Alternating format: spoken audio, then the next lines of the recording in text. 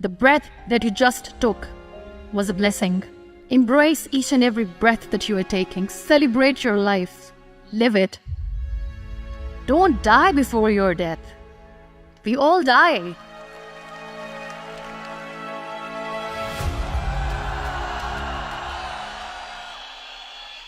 Whoa. I'm running short of words right now, but I cannot afford this because I have to speak. Thank you so much for all the love, for all the warmth. Thank you for accepting me. Thank you very much.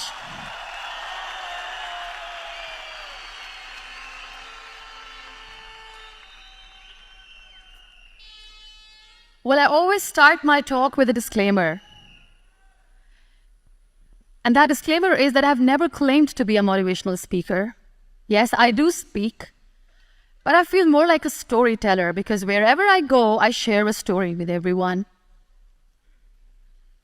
Well, it is a story of a woman whose perfectly imperfect life made her who and what she is today. It's the story of a woman who, in pursuit of her dreams and aspirations, made other people realize that if you think that your life is hard and you're giving up on that because you think your life is unfair, think again. Because when you think that way, you are being unfair to your own self. I believe in the power of words. Many people speak before they think. But I know the value of words. The words can make you, break you, they can heal your soul, they can damage you forever. So I always try to use the positive words in my life wherever I go. They call it adversity, I call it opportunity. They call it weakness, I call it strength. They call me disabled, I call myself differently abled. They see my disability. They see my disability, I see my ability. There are some incidents that happen in your life, and those incidents are so strong that they change your DNA. Those incidents or accidents are so strong that they break you physically. They deform your body, but they transform your soul.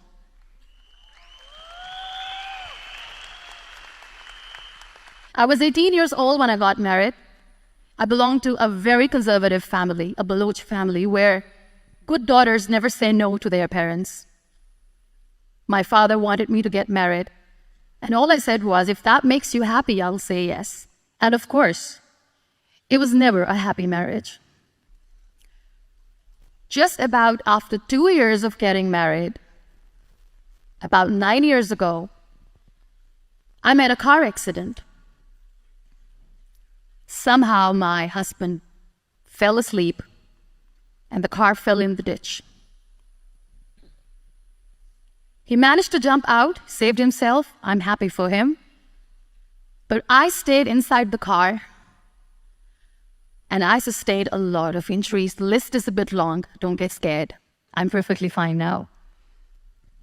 Radius ulna of my right arm were fractured. The wrist was fractured. Shoulder bone and collarbone were fractured.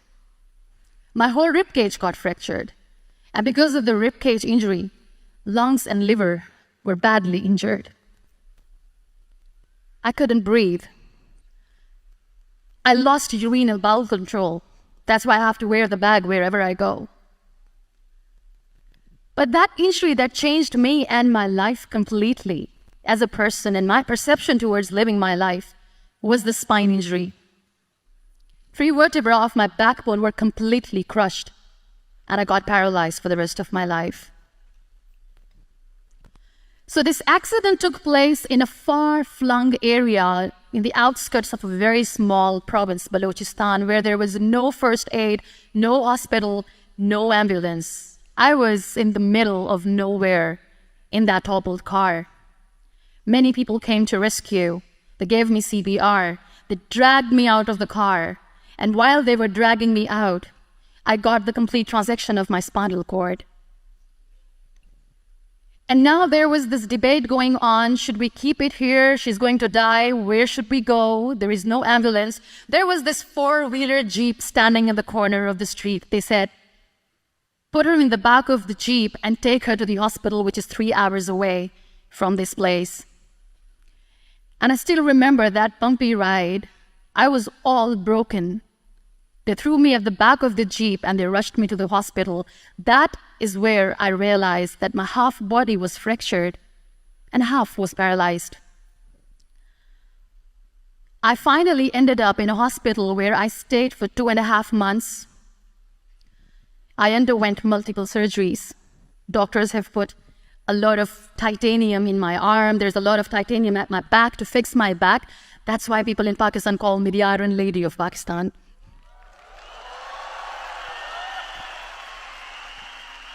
There are always turning points in your life.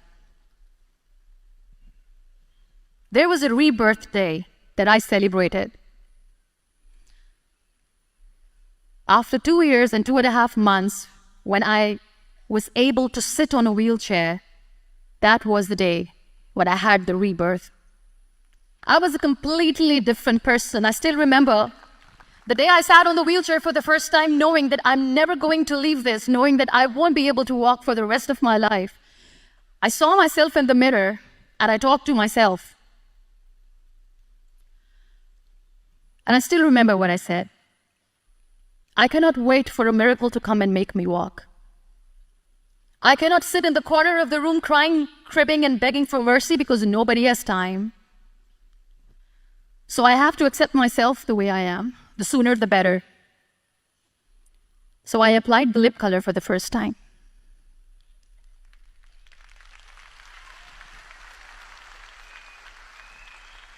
And I erased it. And I cried. And I said, what am I doing? A person on a wheelchair should not do this. What will people say?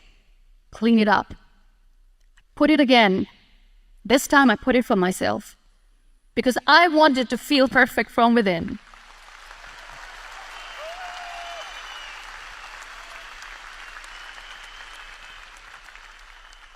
And that day I decided that I'm going to live life for myself.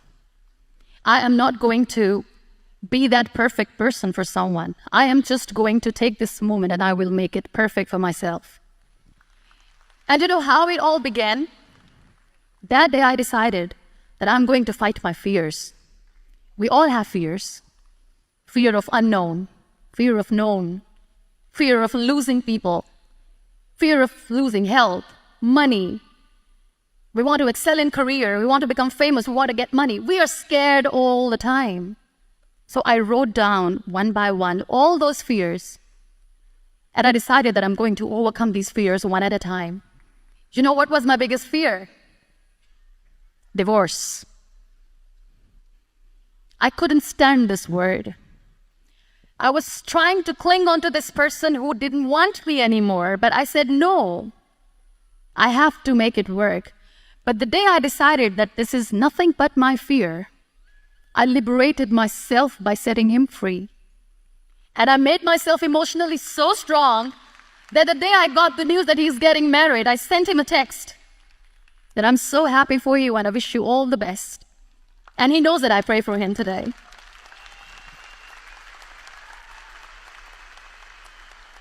You'll be surprised to know another bigger fear that I had in me. It was facing people. I used to hide myself from people. When I was on bed for 2 years, I used to keep the door closed. I used to pretend that I'm not going to meet anyone, tell them that I'm sleeping. You know why? Because I couldn't stand that sympathy that they had for me. They used to treat me like a patient. When I used to smile, they used to look at me and say that, you're smiling, are you okay? I was tired of this question being asked, are you sick? Well, a lady yesterday at the airport asked me, are you sick? And I said, well, besides the spinal cord injury, I'm fine, I guess.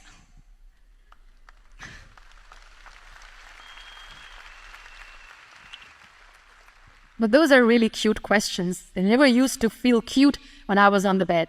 So I used to hide myself from people, knowing that, oh my God, I'm not going to see that sympathy in their eyes. It's all right. And today I'm here speaking to all these amazing people because I have overcome the fear.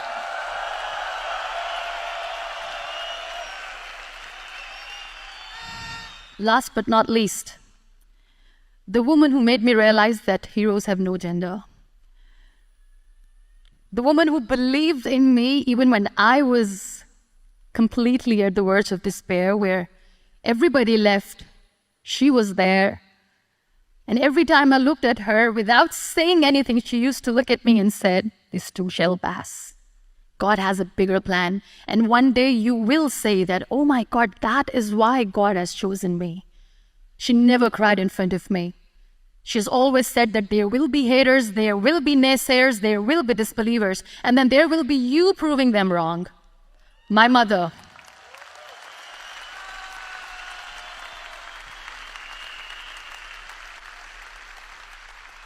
Whatever I am today, I'm nothing without her. I'm nothing without her. Thank you, Mama. I wish you were here. Thank you for making me who I am today. We have this thing in minds. We call it perfection. We want everything perfect. We want ourselves to be perfect. There is this image in our head about everything. Perfect life, perfect relationships, perfect career, perfect amount of money that we need to earn no matter what. Nothing is perfect in this world. We all are perfectly imperfect, and that is perfectly all right. That's all right. We were sent here not to become the perfect people. Those people who tell you how to look perfect, even those people are imperfect. Trying to fight this fear of looking imperfect. I used to be perfect. I still remember. I got this compliment years ago when I used to walk. "Oh my God, look at you. You're fair, you're tall, you're perfect." Look at me now. You're still perfect. Only the perfect eyes can see that. Only the perfect eyes will see that. Only the perfect eyes will see that. So yes, in all those imperfections, you have to listen to your heart. You don't have to look good for people. You don't have to be perfect just because other people want you to be perfect. If your soul is perfect from within, that's all right. This is all what you want. This is all what you need to be. Our society has made very weird kind of norms to look perfect and great. For men, it's different. For women, it's different. We think too much about what people say. We listen to ourselves too little. You know what makes you perfect? When you make someone smile. You know what makes you perfect? When you try to do something good for the people around you. You know what makes you perfect? When you feel someone's pain. And how beautiful pain is that it connects you with people. No other medium can connect you with others but pain. That's why I always say that I'm in pain, and that's a blessing in disguise for me. Every time I go in public, I always smile. It's always a big toothy smile on my face, and people ask me, "Don't you get tired of smiling all the time? What's the secret?" I always say one thing, that I have stopped worrying about the things that I have lost, the people that I have lost. Things and people who were meant to be with me are with me. And sometimes, somebody's absence makes you a better person. Cherish their absence. It's always a blessing in disguise. I always say that people are so lucky they don't even realize. You must be thinking, okay, you're lucky in what sense? Well, the breath that you just took was a blessing. Embrace it.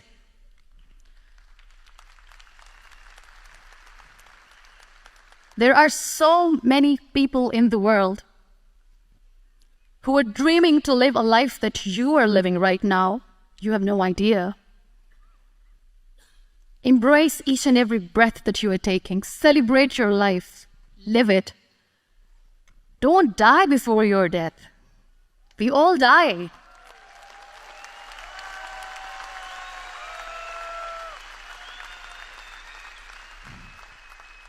We live this one routine of a day for 75 years and we call it life. No, that's not life.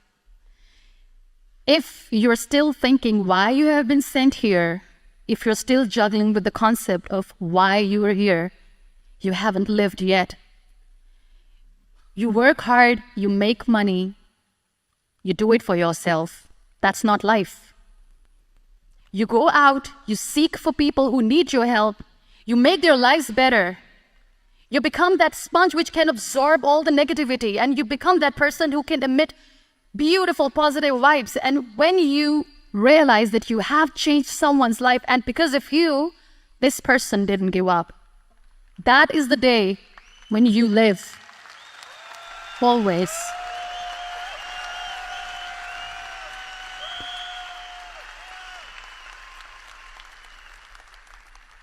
We were talking about gratitude, why I smile all the time. I cry all night when nobody sees me, because I'm a human and I have to keep the balance. And I smile all day because I know that if I will smile, I can make people smile. That keeps me going.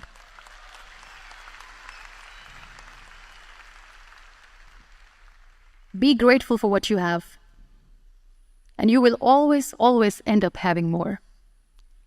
But if you'll cry and if you'll crib for the little things that you don't have or the things that you have lost, you will never ever have enough. Sometimes we are too busy thinking about the things that we don't have that we forget to cherish the blessings that we have. I'm not saying that I'm not healthy and that makes me unlucky. But yes, it is hard. It is hard when I say that I cannot walk. It is hard to say when I wear this bag. It hurts. But I have to keep going. Because never giving up is the way to live. Always.